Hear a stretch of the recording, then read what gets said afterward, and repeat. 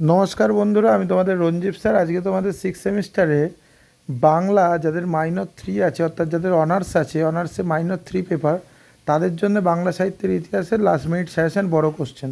দেখো, গদ্য আর পদ্যে 15 নম্বরে কোশ্চেন থাকবে।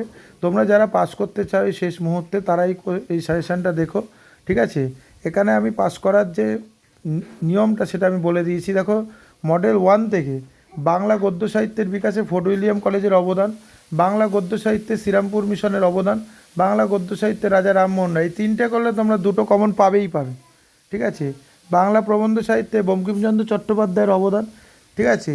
বাংলা গদ্য সাহিত্যের অক্ষয় কুমার দত্তের অবদান। এই কোশ্চেনগুলো করবে, তোমরা 100% কমন পাবে। মডেল 2তে তোমাদের আছে কবিতা, কাব্য ও নাটক, ঠিক আছে? এবার কবিতা, কাব্য, নাটক থেকে কী করবে? কাব্য থেকে ঈশ্বরগুপ্তের যুগসন্ধি বলা হয় কেন, ঠিক আছে? গীতি কবিতা থেকে বিহারীলাল চক্রবর্তী। যে কোনো দুটো বা তিনটে পড়লেই তোমরা পুরো কমন পাবেই পাবে, এবং এর থেকে এইগুলো করলে তোমরা 5 মার্কসের কোশ্চেনও কিছু কমন পেয়ে যাবে, ঠিক আছে? আলাদা করে 5 মার্কস দেওয়া আছে, কিন্তু আমি তাও এখানে বলে দিচ্ছি তোমাদেরকে। আধুনিক গণনাট্য রচনায় বিজন ভট্টাচার্যের অবদান আলোচনা করো। বাংলা নাট্য সাহিত্যের ইতিহাসে মধুসূদন দত্তের অবদান আলোচনা করো, ঠিক আছে? মডেল 3, মডেল 3তে ছোট গল্প, উপন্যাস। বাংলা উপন্যাসে সাহিত্যের ইতিহাসে বঙ্কিমচন্দ্র চট্টোপাধ্যায়ের অবদান আলোচনা করো।